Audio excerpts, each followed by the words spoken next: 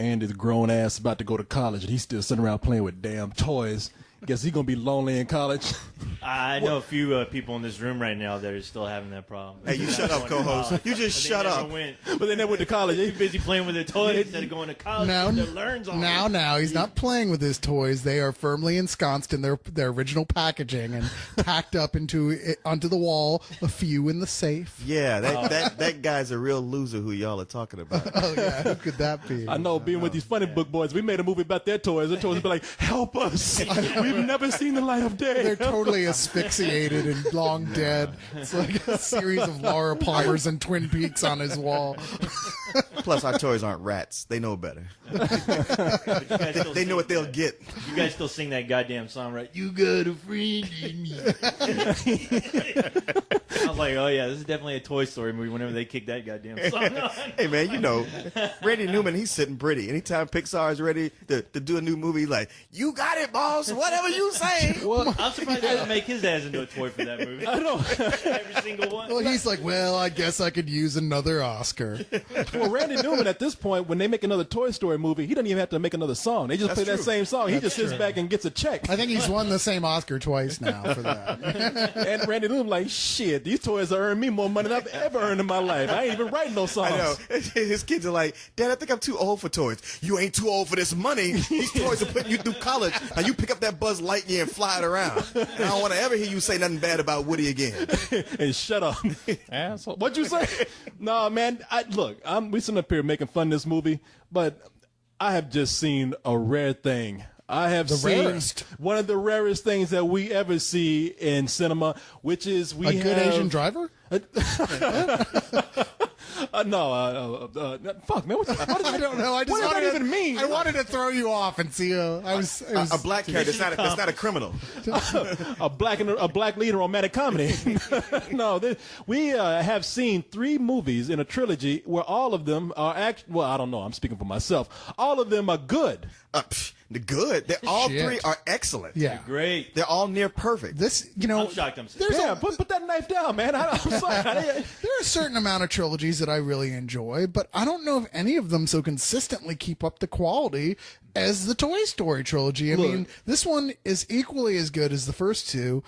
It may even be the best one. I don't know. Envelope, yeah, as they would say. I mean, it's every single one is a little more like mature in the way it's written. The animation of each one is a little bit better, keeping up with whatever's current, and yet it never loses the original flavor. I mean, this is Pixar's baby, and they treat it with love. Well, that is the thing. I know with the second one, I was afraid from the commercials where they like keep introducing new toys. I was like, okay, they're doing this for the Burger King, just for the crowd, just for the kids, just to sell more toys. And I was like, damn, this is absolutely a perfect movie. Then with this one, I was like, okay, this is the one where they sell out. No, they really do care. They spend a lot of time perfecting the writing and the animation, and all the jokes hit. And yeah, they elevate it every time to where like this has elements of the first 2, but then it rounds everything off and connects. Now, there's some little Padawans out there, some of you little annoying Star Wars fans who are talking about, well, the greatest trilogy is Star Wars. No, I'm saying that this is better than the original Star Wars trilogy because it is... Ewoks. What? Because of Ewoks. Because that's why the original Star Wars trilogy is not as good as Toy Story. Well, this is consistent. I mean, Star Wars changed directors. They changed in tone. This is pretty much the same hands in the same movie, and they seem to always do something inventive and get better with every film. So yeah, I cannot think of anything out there that as far as like 3 movies consecutively that is as good as this. You know what's weird is that is that you got 3 movies here that each one has a beginning, middle, and an end, and yet they all tell one big story. Like usually you have something tell one big story. Somewhere in the middle there's a cliffhanger, and there's no cliffhangers here. But it is all one story. I don't know. There's no cliffhangers between the movies, but there are points in this film that are so dramatic. No. I don't mean within the film. Oh, okay. Because he thought you were talking about like Woody's holding on to Buzz Lightyear's hand. He's like, "I'm your father." We'll be back after this commercial break. Right. I mean, like as great as Empire Strikes Back is, it does end with like, "Come back for the next one and buy the toys." Yeah, exactly. And none of these do that. Oh. Who, me? Okay. I'm just waiting. And too late. Yeah, you're right. No, you know what? This is actually, It's very consistent as far as this is a director that knows how to tell a great story, especially with these characters that they've been using for so long. Where you're thinking, okay, wow, how long has it been? About 10 years. Why should I still give a shit? Over about 10 years. It was 15 since the first one came out. Years, holy yeah. shit, yeah. And I think it was 12. Not sure when the second one came out 12 years ago. To be fair, I don't even think this is John Lasseter directing. It wasn't. No, it it's was a not. new guy directing. Oh, it's a this new one. guy. Yeah. Well. Yeah. But, You know what? I mean, under the careful, watchful it's eye. with John Lasseter on his shoulder the whole time. Yeah, going when like, they show- not like that. Do it like this. Yeah, there's a point in the credits they show you the the supervising producers, which is a credit you don't normally see, and it's every major Pixar director. I mean, it's all of them. It's Pete Docter, it's Brad Bird, it's John Lasseter. It's this poor guy directing this film was sitting there with these guys on his shoulder the whole time, like Iago, going, "Nope, do it again." Well, you know what? Well, you know what? Which key do I push now? Every director right now who's getting ready to film a trilogy, they should really watch they should watch this series to see how it's done, because I mean this last movie is a great end to just a great series. I mean, Well, I was really shocked that they actually fucking pulled it off for once. I mean, yeah, we witnessed like one of the rarest moments in cinema history where you get a part 3 and it just does not suck. No, and the director of this is a guy named Lee Unkrich. I never heard of him before. You know what? He probably didn't even really exist. That's just the name of all those guys that they've got together. Oh, it's an anagram yeah, it's based on 2 letters from each name. I know, like Alan Smithy. Shit, man, too many people here. Just put one name on it. Lee Unkrich. Man, there ain't even that many letters. Just shut Lee Unkrich. No, he's been co-director on some other films, Monsters Inc. and by the way, that's the black version. Apparently, Monsters Inc. No,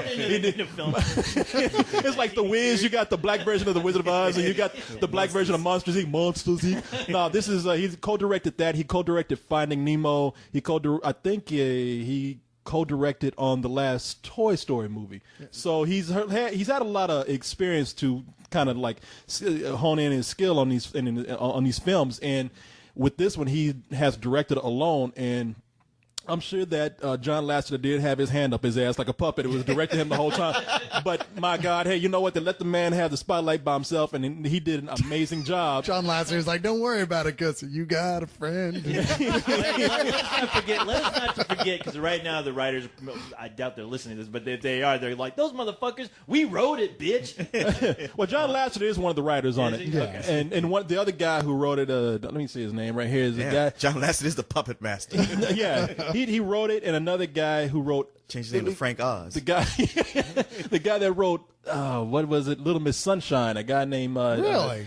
Michael Arndt wrote this with John Lasseter. So. Huh. Well, you know, I it's applaud them. Well, yeah. this is different from the other 2 films in a way. It's certainly darker than the other 2 films, but it almost has to be, because we are talking about like the end of the story for these toys and their relationship with the boy, who the lead character Woody, voiced by Tom Hanks, has been intensely loyal to these whole films. I mean, that's his distinguishing characteristic, is his loyalty to Andy, the kid, except now Andy's leaving for college, so it's like, okay, so what do we do? I mean, what's he going to do with us? Yeah, Woody is kind of the house Negro of all these toys.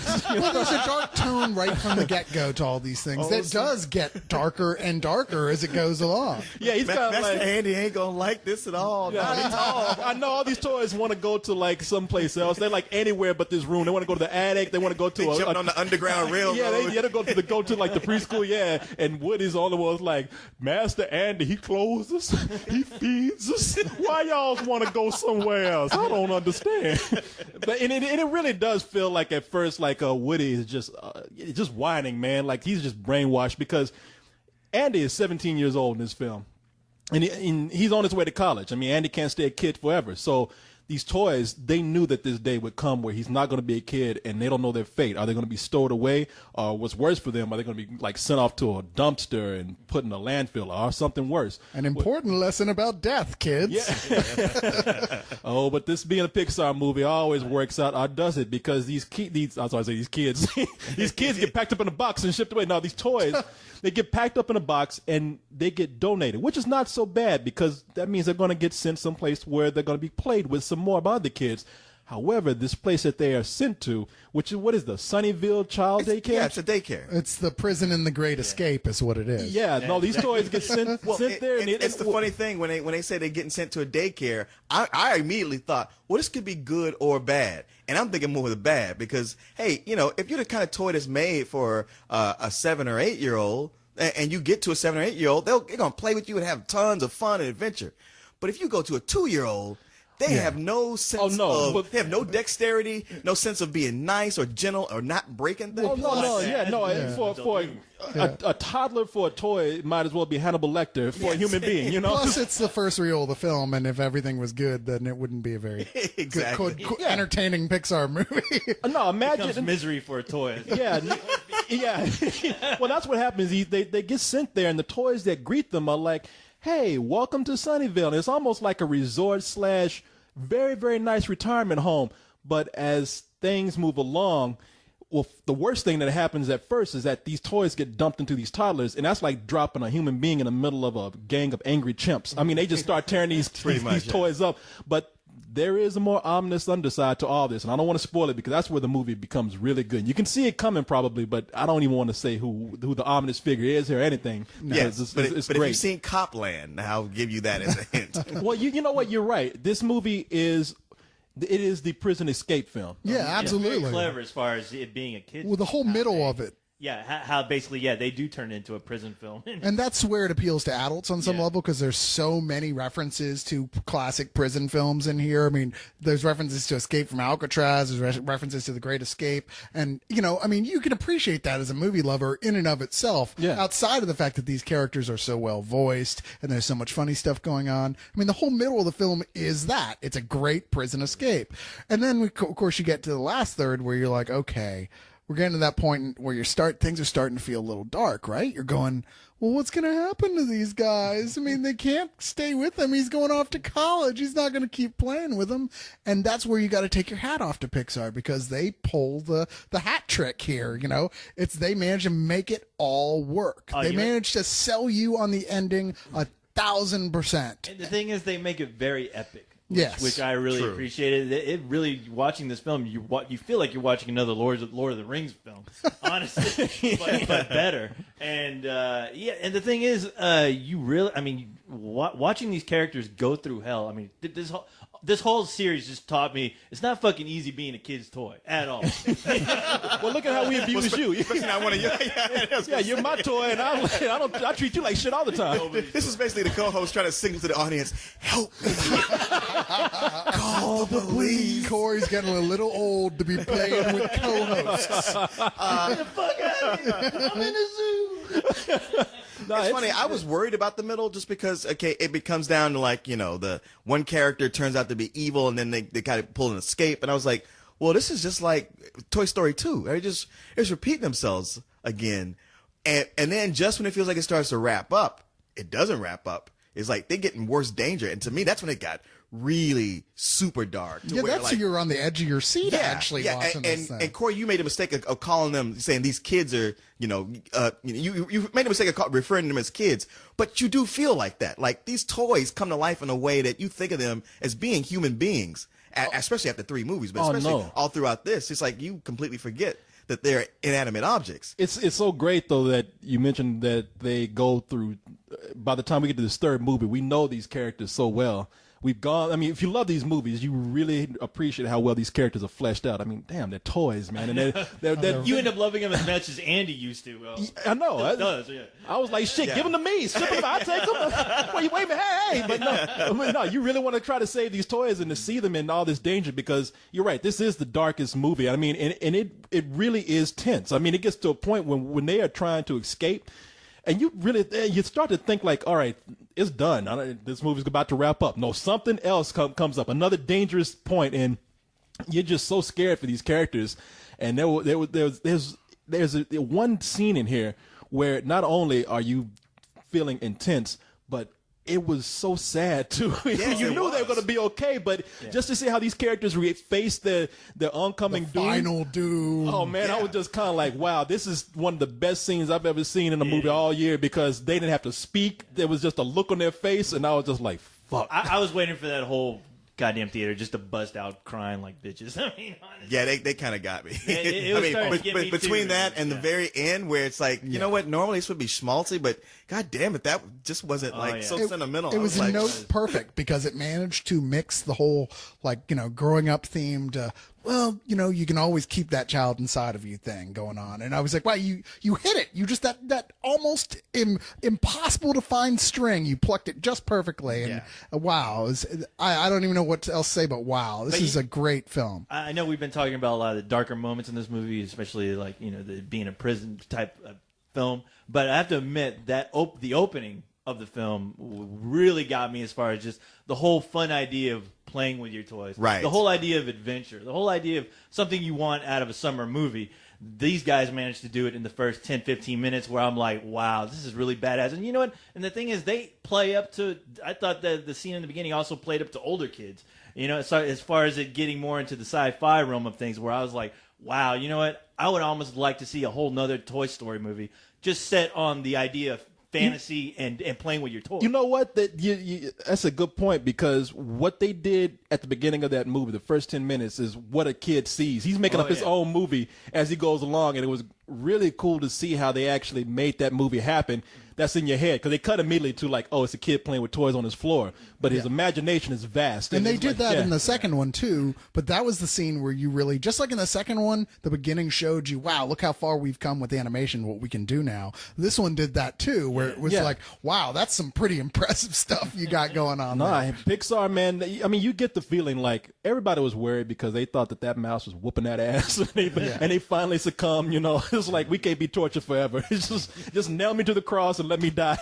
But you get the feeling like they said, you know what? Yeah, we'll make a third film. I know you want us to do another sequel and make money, but this is really a good way to wrap up this whole story. I mean, because Andy, and you make it. It seems like they had that in the back of their mind, because what happens when a kid has to face the fact that he has to get rid of his toys, and the toys have to like. You never have to get rid of your toys. I'm just telling you kids out there, you never have to get rid of your toys. You're going to be mad 20 years later when you see all that shit in a store going for like $300. You'll be like, what in the fuck was I thinking? I sold it at a yard sale for a quarter. Or it'll be the flip side of that coin where they'll end up like you. So.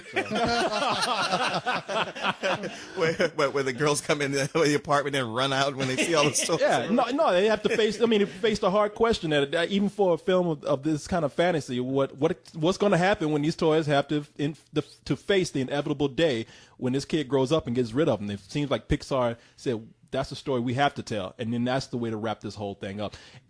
Or this could be a very scary film, because you could throw those toys away. If you look at this film where toys do everything to come back, you might be asleep one night and wake up and there's a toy standing over. What the fuck you give me away for? Yeah, there's some freaky moments. It's called Chucky. There's some freaky moments here with that baby doll with a lazy eye walking around in the dark and its head spinning around. I'm like, man, that shit's gonna fuck with me afterwards. Oh yeah. It's awesome. This series manages to capture just a lot of different parts of cinema that you really love, like horror, adventure, fantasy. And when they play up the horror, what I loved about, I think was it the original where you saw the Misfit toys? Oh yeah. Where they made that scene really creepy, and especially the scene where Woody creeps out that kid by telling him, we see everything. Yeah. I'm telling you, that's what these toys gonna be like. I'm gonna be standing up there with a kitchen knife one night. So you sent me to the dumpster, huh?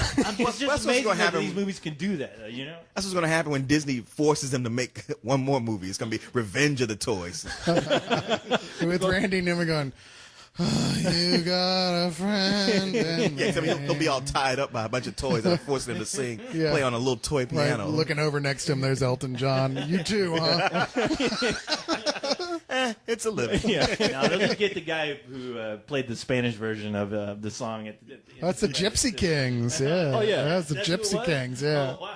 No, I mean, speaking of some of the personalities in this movie, they bring back, the original cast, Tom Hanks and Tim Allen, and I think it's one exception is that what was the guy that Jim Varney? Jim Varney. I was gonna say, well, you know what I mean, Vern? He's that guy's dead, and they replaced him with somebody else whose name you don't believe. Yeah, who actually does a pitch perfect. Totally, he does pretty good. I mean, Blake Clark is one of those guys where. If they say they're going to replace Jim Varney, I'd be like, with who? Oh, him? Yeah. Don Rickles. No, so you telling me he's dead?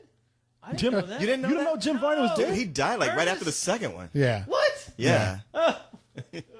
Why do you think that they stopped making the Ernest movies? Well, you think he gained some artistic integrity and stopped making Ernest movies? There was such a big cliff. Ernest Saves Everything collection, all right? There was such a big cliffhanger in the last one. They never wrapped it up. You know, come on. I know he had his own movie in his mind. Ernest Goes to Retirement. You remember that Ernest movie where he got struck by lightning and he starts like shooting lightning bolts from his fingers?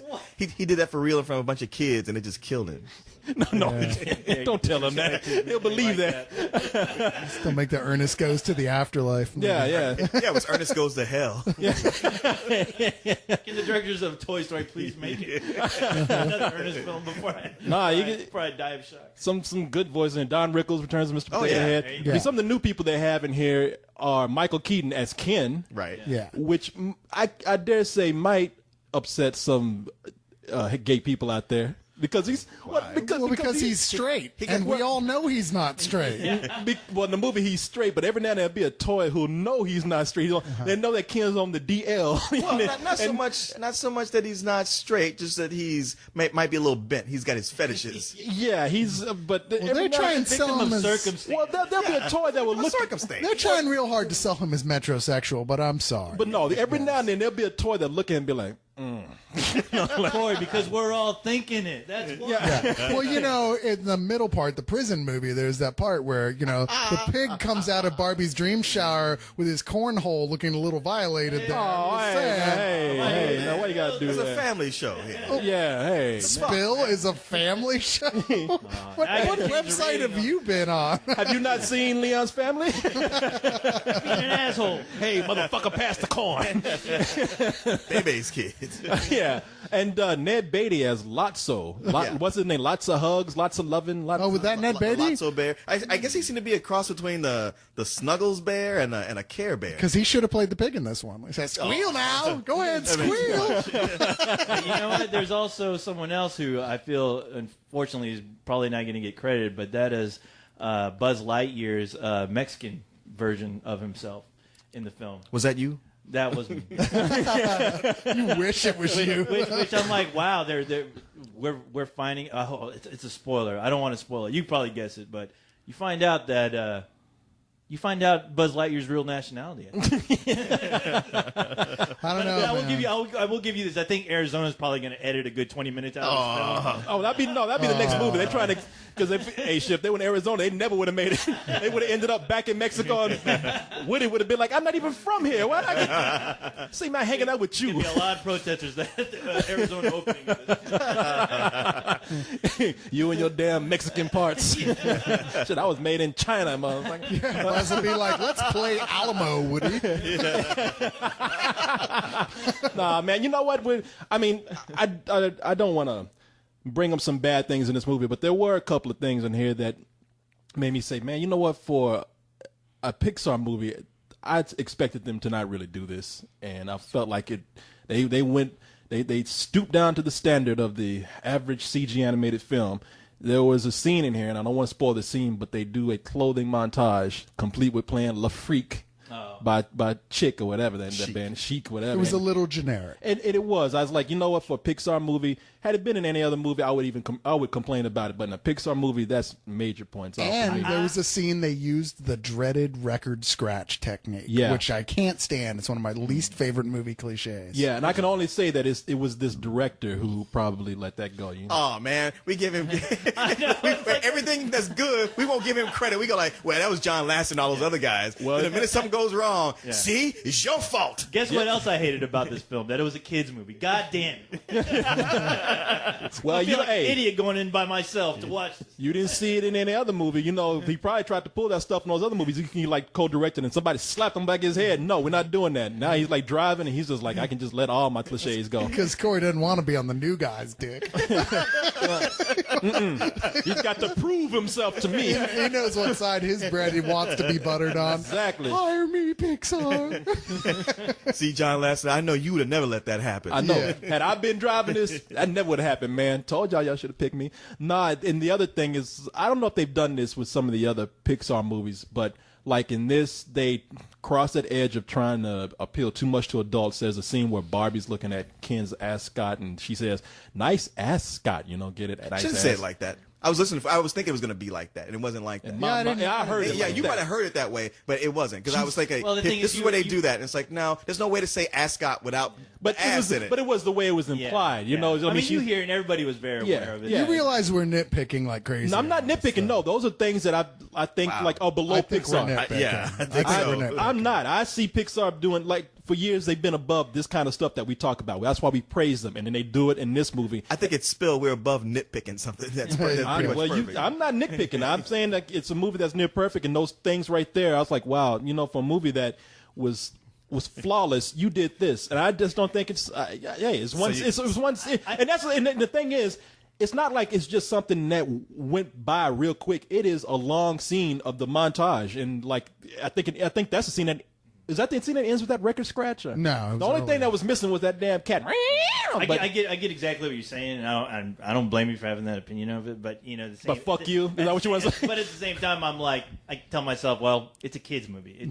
It has to do some dumb shit to appeal to these kids. But at the same time, it never took me out of the movie. Like honestly, it never really made me think, oh fuck, why are they doing this? I just looked at it, I'm like, all right, and then it as soon as it went along, the story grabbed me again. So it didn't bother me. And I would say it didn't bother me because it worked within the context of the story. They use it for a reason. I mean, a lot of times when a movie does that, they're just killing time. They're like, hey, audience, come laugh and have fun with us. But this actually had a purpose. It was part of their plan. Yeah, I agree with that. You're right about that. Sorry, I saw how it could have been done better. So you give it a matinee then? Yeah, I was going to say, hey, it's No. a riddle to me. No, I I mean, get- for another movie, it'd be a matinee, but now it's Pixar, it's a riddle. Yeah, I mean, Pixar, you got to take major points off, man. No, this is a rental right here, man. You almost had it, man, but you just had to do. No. It really is almost there as a flawless movie for me. Not quite because of those things that I mentioned, but I mean, it's on the verge of being a better than sex movie. So I let me just put it this way: it's a full price movie to the point where I never sit in a theater where I'm asked to watch 3 movies in a row. But if they showed these movies, all 3 of them back to back, You'd do it. I would gladly do it and watch that whole story. I can't wait for it to come out on Blu-ray so that I can actually spend a day and see how that whole story plays together. They did an amazing job. I mean, the movie is almost emotionally bringing me to tears as it is, but just to see, when this movie ended and I saw how great it was and a great ending to this series, I was almost on the verge of tears because of that. They're going to like put it in a secret message. So if you put it on 3 TVs and overlay them each other while you're playing the movies at the same time, like those old Mad magazine back covers, it says, fuck you, Corey, you're nitpicking. I'll be the bad guy. Yeah, you go to the 19th second of each of the movies and play them all at once. Buzz Lightyear says, fuck you, Corey. Fuck you to infinity and beyond. And I tell them, you knew better. You shouldn't have done it. But what do you think? Oh, I mean, I'm actually pretty much right there with you. I mean, there were a few problems here and there, but I think that this is just right up there with the other Pixar films and definitely with the other Toy Stories. This is a full price film. I feel sorry for you if you're not excited about this film and aren't going to see it in the theater.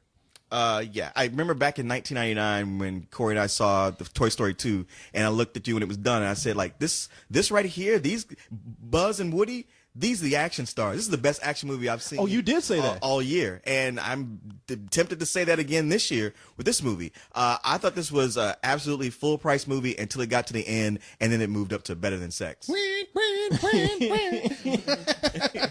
looking at you like, what the hell are you doing?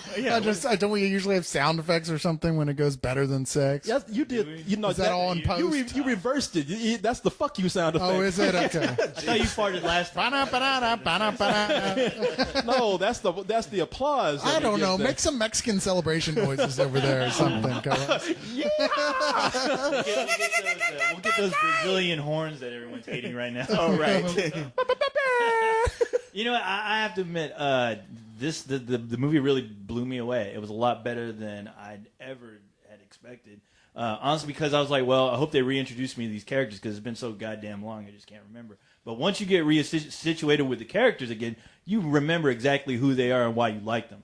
And yeah, this movie it takes itself to a big epic film that I love, and I have to give it Better Than Sex, only because honestly, I think this is my favorite one out of the series, to be honest. Well, you know, even I think it's by far the funniest out of all of them. And it's so weird that while even those dark moments are going on, they still managed to fit some humor in there where you're laughing. They fit humor, and on top of that, they even introduce you to a whole group of new characters. True. That are really memorable. A lot honestly. of new characters. Yeah. It's quite the trick that they pull off. And like I said, really the biggest, most amazing thing about this is that after 3 films, they bring you around where you feel like, wow, you're sitting there at the end. That was the perfect and only way you could have ended this. Yeah. There's even a cool cameo, by the way. I won't spoil it, but for all. It's Arnold Schwarzenegger. He comes in. He's in everything right now, apparently. Todd McFarlane's movie monster show up. Yeah. Why can't I mean that's the only way I'd want to see them put another movie where they have to escape from a house of horrors. The predator is there and the alien. They're locked in a comic book store and all those horror action figures. Action figures come to life. Yeah, but they'd all be lovable, so that's lame. I still don't want to see the that. Thing horror movie characters get brought to life. I want to. Terminator skeleton. I want to see where the predator toy is like making a skull out of Woody's head as a trophy. I want to see where they get locked in the real doll factory. Shit, you know. Wait. No, I want to be locked in the real doll I was about to say factory. you. I got that backwards. I'm sorry. But the most epic would be seeing Buzz Lightyear have a fucking chest burster pop out of his and just freak out the girl. Oh, new toy! That'd be the funniest thing, seeing like one of those real dolls trying to get back to Cyrus's house. We've got to get back to Cyrus. He's our owner. Look, he wrote his name underneath my boob. Yeah, why can't they get trapped in a house full of like those brat toys? They throw a black light lamp on him. It's like he wrote a lot more than that. Woody's up there like trying to make the moves on the Bratz toys. The Dateline crew comes in. Now, Woody, you know that these toys are underage, right? What the fuck? I swear I didn't know. Let me see here. You said I want to come over and suck your so-and-so and rub your... Yeah, I'm just hanging out. I got my Buzz on, my Woody on. Yeah, there's a lot of toys playing on my computer. I don't know which one it was.